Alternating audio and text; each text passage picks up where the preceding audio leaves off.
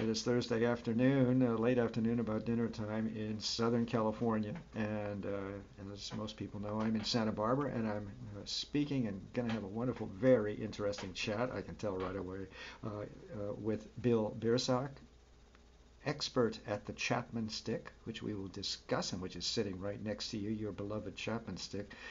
And also, it would appear, I'm joking, we'll get very clear what Bill does, but apparently he likes to noodle around with electronics and stuff, as you can see all the goodies in his studio behind him. See, look at that.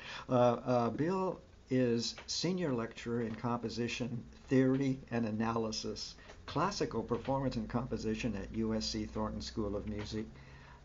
Hello. I mean, that is accreditation out the yin yang. Started electronic music with USC faculty member Frederick. Here we go, Frederick Lesemann, and started teaching synthesizer techniques in 1975. This is all coming back to me now from our earlier talks. Created has become one of the most popular courses on the USC campus called The Beatles, Their Music in Their Time. So you know what, Bill? You're pretty hip, if I may use that cornball. I'm sure your students love you. What do you think? Well, I don't know about that when it comes time for final exams, but yeah, the courses are popular. Yeah. And I'm currently teaching a class on Pink Floyd too. Oh, even I, the stick in the mud classicist, I remember. What's the famous Pink Floyd album? You know what I mean? Side of the Moon. Yeah. Friends in the neighborhood kept, insisting that I listen to that set. It's wonderful. Absolutely wonderful. Well, okay, now we're talking about hang on, I gotta find it here. 2018 CD released. You guys these are self-produced, yeah? Yes. Yeah. The CD is called Opus 14 Bismuth. Recorded direct to digital, 2-track, without overdubs or edits. I asked you, over the weeks I keep listening and I keep asking, what, no layering, no multiple tracking, no, it's just you and your friend Ralph Loynahan, electronic batterie, and there's a real good reason for that. He plays everything under the sun, apparently simultaneously. Yeah, well, yeah, Ralph is amazing. As I was telling you, he can play 4 rhythms simultaneously, sitting at one percussion array, and I don't know how he does it. I just sit there watching with my jaw open, and I don't understand. As everybody will hear when they go to performingartsreview.net, where we're going to put up the video interview. We're going to have links to websites and excerpts from Bismuth and other pieces. As everyone will see, this is the most amazing. I told you just a few minutes ago. This is dance music. I mean, this is just a fun CD. Says the classicist. But what I mean by that, it's like 21st century fun and rhythm and jazz and all these wonderful sound effects and all the colors and imaginations. Wait till you hear the name, everybody, of some of these tunes. Bismuth, we'll talk about. It's a stone, right? A gem, a rock, a mineral. It's a crystal. Crystal. It's a crystal. How come I missed all that and I'm supposed to be educated? Anyway, there's a bit of a fixation, we do believe, going on here with this particular CD about crystals and so on. But there's something more important than this I'm going to throw at you, Bill. You have this unique and interesting name for the band. Remember, it's just the two of you. People will be astonished to hear, literally with their ears. But it's called Shine, the band. But it's kind of assembled in a very interesting way. I guess it's your turn to try and explain how the image of Shine, the band, looks. Well, you picture the word I, not capital I, but EYE. All right, but dot the I with a red dot. And then you put brackets around that. Okay, so we're still seeing I. Then before that, you put SH, and after it, you put N. And that spells shine. Is this an educator? Is this an educator or what? Talking here. Give me a break. That was perfect. Ralph and I, we were sitting here in the studio and saying, what are we going to call ourselves? somehow this just popped out. We're going to call ourselves Shine, but we're going to spell it this way. So How academic that's what. too, by the way. It threw me for ages, as I told you last time we talked. It's like what shy. You know, it took me a while to figure it out, and then all of a sudden it's like eureka, of course, duh. Well, you go on the internet and you take the brackets out, and Cheyenne is an Irish name. Oh You know, really? so state of California doesn't recognize anything with brackets. Well, it'll recognize a name, but it will take out the brackets and anything between them. So for tax purposes, we're Shun, S-H-N. So, Ah. So in other words, you appear to be beating the system, as I bet you have for about 50 years yeah, well, it's now. maybe we're shooting ourselves in the foot. I don't know, but we're sticking to it. You know, we were tempted to change our name, and we said no, we're committed to this. So There you go. There you go. That's artistic freedom for you. We're gonna. I think I told you before we started. What I want to do is kind of in a bit get to the tunes themselves, and I'm using that word quite deliberately. Very interesting, very sophisticated, very, forgive me again, multi-layered. I mean, the stuff going on, and I have a very, I hope, very interesting question about just that and the human brain and its capabilities. Um, but let me see where I was here. Yeah, tell me about this Chapman stick. I guess we might as well get going because it's a big, crazy, mysterious beast sitting at your side. Can you right here. give me the whole Well, Chapman stick? I'm sure a lot of us, I had heard of it, but I've never really understood quite how it functions, and a lot of people well, have never heard of it. it sort of looks like a guitar when you first glance at it. The difference is that with a guitar, you fret a string and pluck it. With the Chapman stick, you just tap the string at the fret to get the sound that you want at that pitch level. So it's a tapping instrument. And it has this model that I use has 10 strings. Five of them are melodic strings, and five of them are bass strings. The melodic strings are tuned in perfect fourths, and the bass strings are tuned in perfect fifths. So you have to learn two tuning systems simultaneously on the same instrument. Now I And begin to see why you became so fascinated by this instrument. I mean, well, really, it's an no, extension of everything going on behind you, if you will. yes, but it's also very much like guitarists tend to be scared off by it, but keyboardists aren't because you're using the same kind of fingering but on a fretboard So that you would on. when I hear keyboard sounds, you are on the Chapman stick. These Yes, keyboards, that's you. I have it MIDI'd so that I can control samplers and synthesizers from it, and I can also play the sounds of the strings themselves. So when you're talking about layering, that's the kind of thing that's going on. I have multiple synthesizers, multiple samplers, plus multiple effects on the natural strings of the instrument as well. But this is not. I'm not sure whether we mentioned it earlier in the conversation. But this is not something you play with later. You're telling me this is happening live. Yes. The improvisation, everything that what we get on these CDs is your whatever time that you sat down and played this, and then it's done and it's all live, and then you said, we'll keep this one, right? Well, on a couple of our CDs, we have bonus tracks where in order to prove that we can do it the normal way, we did some multi-track recordings, but they're labeled bonus tracks.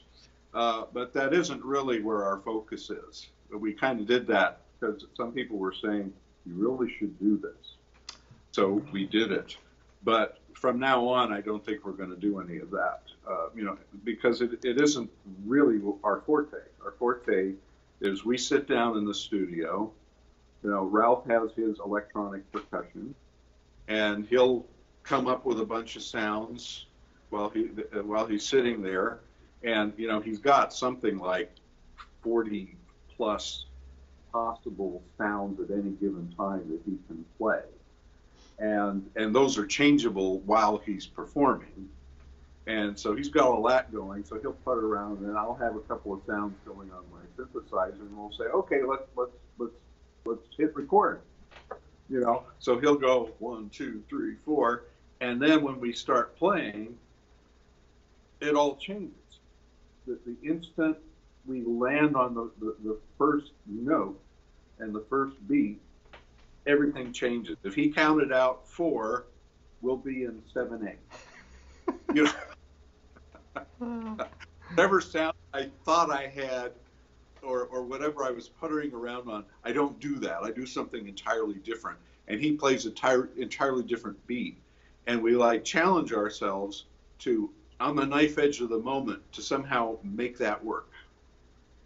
Oh boy. I don't Okay, so this is not garage band stuff, everybody. Just to make sure that we understand what's going on here, we're talking about two very, very sophisticated professional musicians and composer and so on. And so this is called having a good time with the upper echelon of the USC Thornton School of Music and friend percussionist. It's what you do after a long day at work at Thornton. And on weekends. But yeah, we didn't plan to do this. When we met and started talking about playing together, we never said, okay, we're going to sit down and do totally improvised atonal improv. We didn't say that. It's just when we sat down and started playing, that's what happened.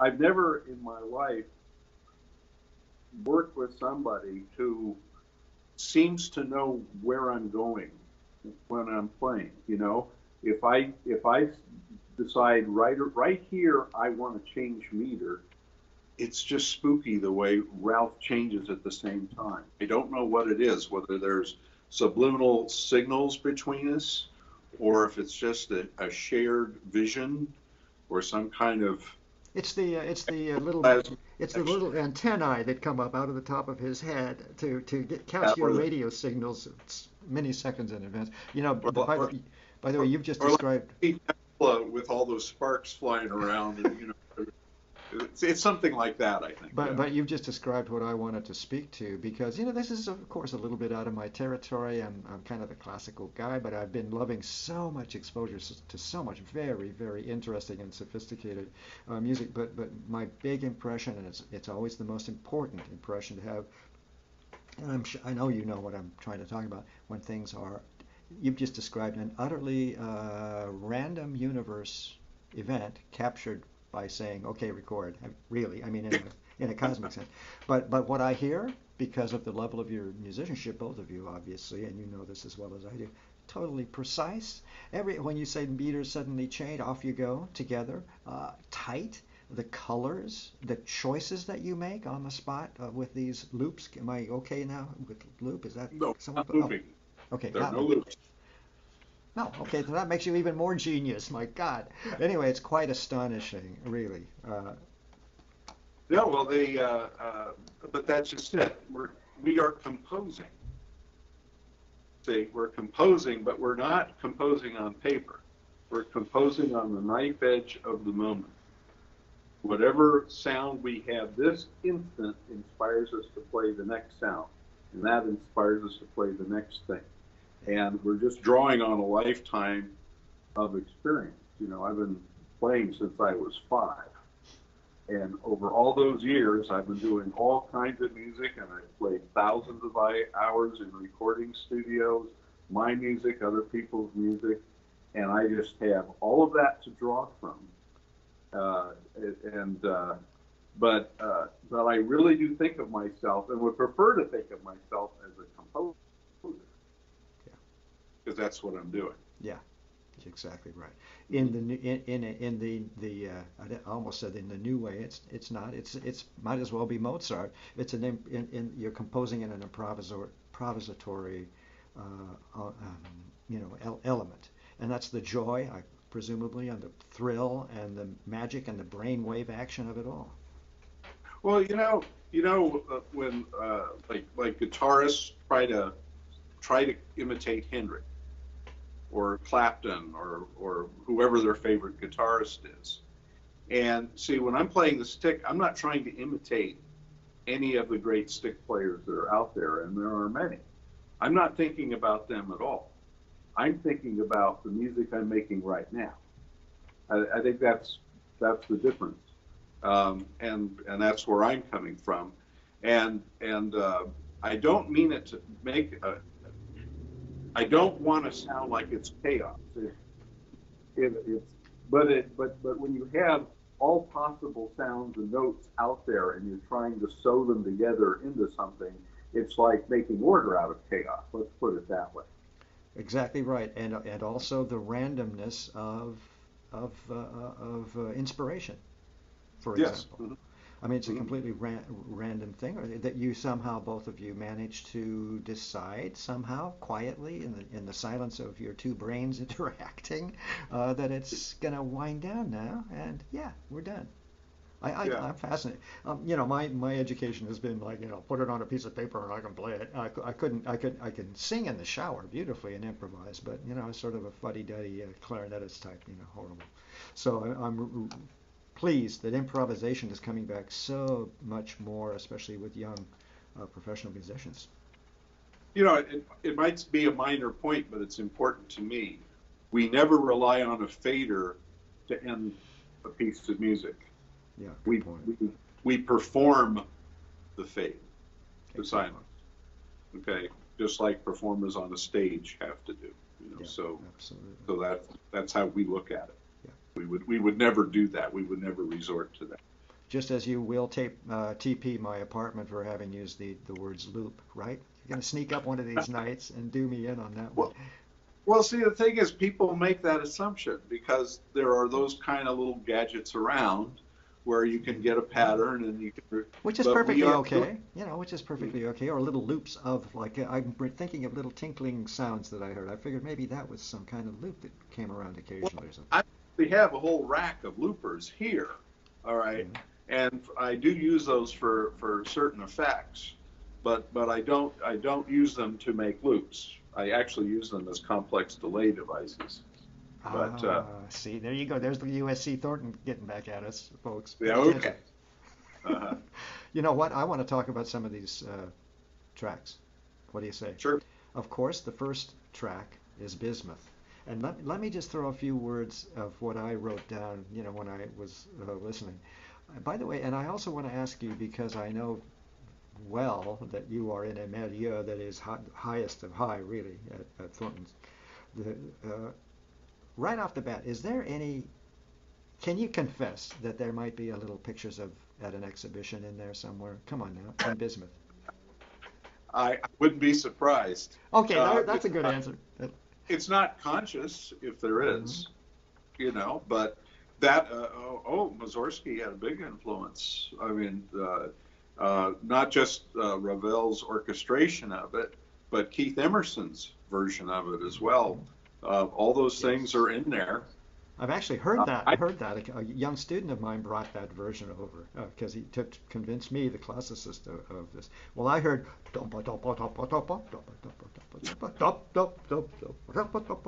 that rhythm from, I can't remember which piece it was, and I had to ask because I know that composers, they play tricks on us. They hide little things, little chestnuts, little gems. I just wondered. Okay, so that was you all use the same excuse. It's unconscious. I couldn't possibly. Couldn't have come to well, my head it conscious. gets in there and then it comes out. Yeah, there you Hey, go. At the oddest times, we, but we fascinating. we don't steal. We're Of course, influenced. of course you don't Yes. steal wash my mouth with soap for even implying such a thing.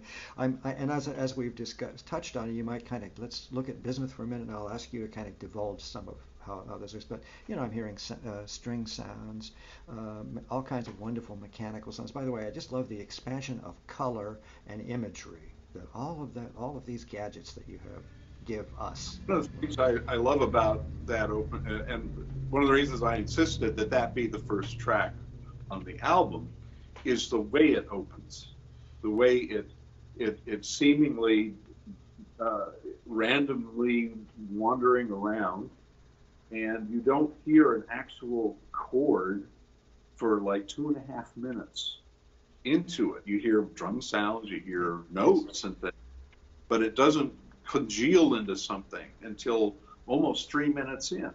It's And then, atmospheric for sure. yeah, That's what I but wrote down. but this Atmospheric. rhythm section that comes in that was totally unanticipated, and whether whether it's Mussorgsky or Holtz, I don't know, but it's coming in And there. I note that the two of you obviously improvise at a very, very high level together, Uh, yeah. and it's all free form stuff. Yeah, Mhm. am I okay so far? Jamming is for sure the name of this fun. I write down, Yeah, and this and is just to put danceable. a little exclamation on that, you notice that just at the very last 10 seconds, it turns into a jangled piano sound that And, that and, little. and you do that in another piece. When you say jangle, that might not be the same, but later on I hear like quarter tones, like you tuned the piano in some ways or other, or you can bend the Well, tone. see, that's the piano was my main instrument most of my life, but when you are playing a piano from a fretboard, you can do things to piano notes you can't do on a piano. You can bend the notes. Of course, And yeah, so, yes, that you are explains it. hearing quarter tones, you're hearing bent tones. Smart. One of the tracks on the album is called Antimony, and that was Get down to my that one. my my reliving the Ramsey Lewis, Lionel Hampton, all those old piano trio formats. Here, I thought it was Uh, about a divorce or something, antimony or Now, actually, antimony is a crystal very similar looking to bismuth, if we're going to be scientific. well, But the, we since every single track on here is a stone, we'd better. I didn't know that but antimony. but see, with that piece, what I'm actually playing are two pianos.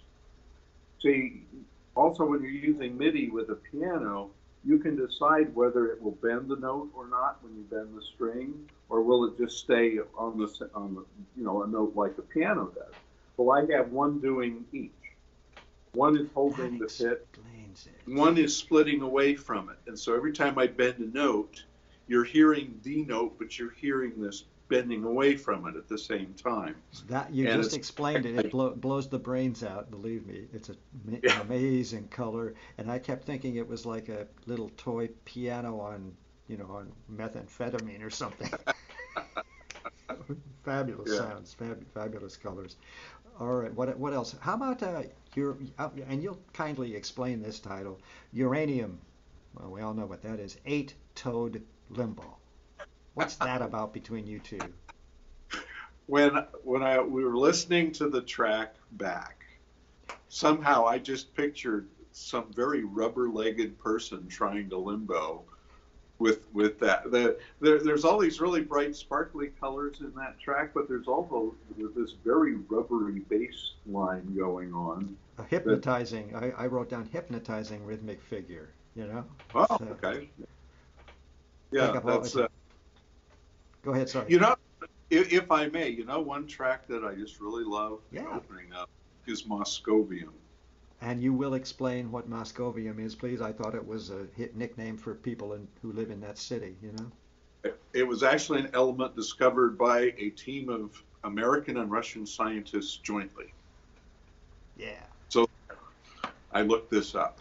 No, we were trying to find a name for the track. We don't have a name for a track before we play it. Of course, It's you couldn't, right? Come to no, think of it.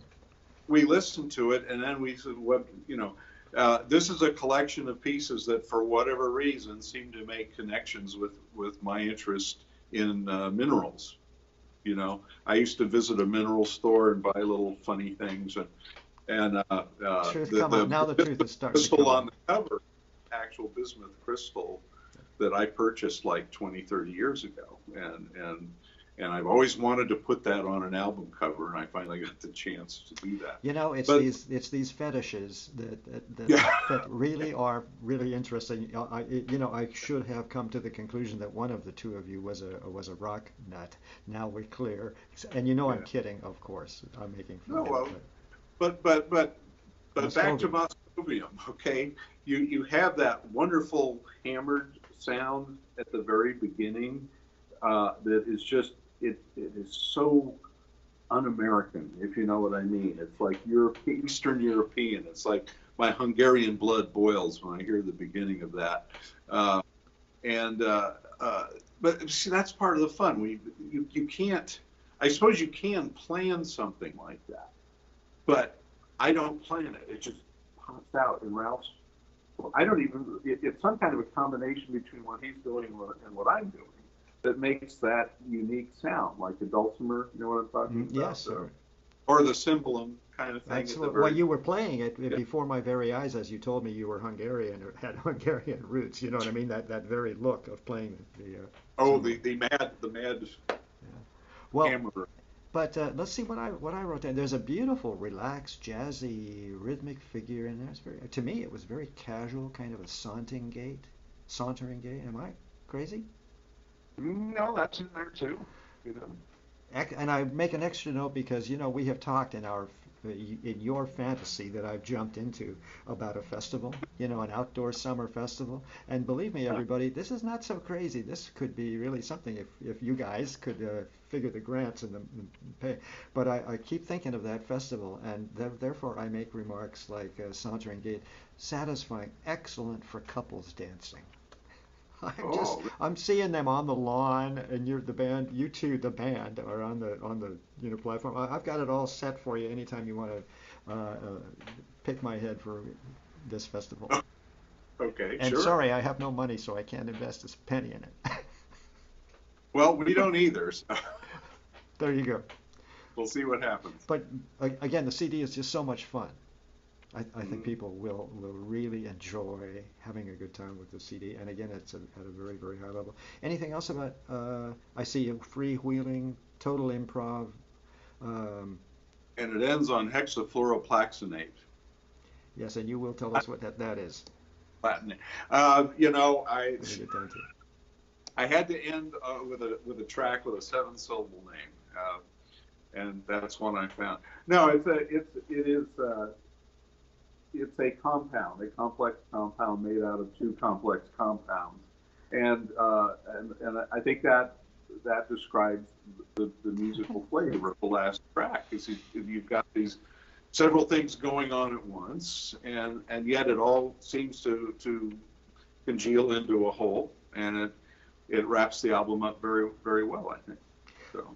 It does indeed, and this very piece, because of its incredible complexity, and you've assured all of us out there that this is two guys. We're not no fooling around. It's total two guys improvising talk about what do you call that, multitasking, incredible. Mm-hmm. But this one's very, very was very, it still is very interesting to me, and it reminded me of what choreographers have said, because I reviewed dance performances, and some of these really big name choreographers, and it never occurred to me before, the ones that involve so much tiny movement, detailed movement in their choreography. There is this prevailing theory that the brain picks up everything. You, the conscious being, may not fathom what you've just seen danced before you, but the brain picks up every single signal. How do you feel in this time? I realize it's an improvisatory setting, but how do you feel about the brain? Do you feel I feel that the brain picks up all of this complex detail. Well, yes. And does it matter?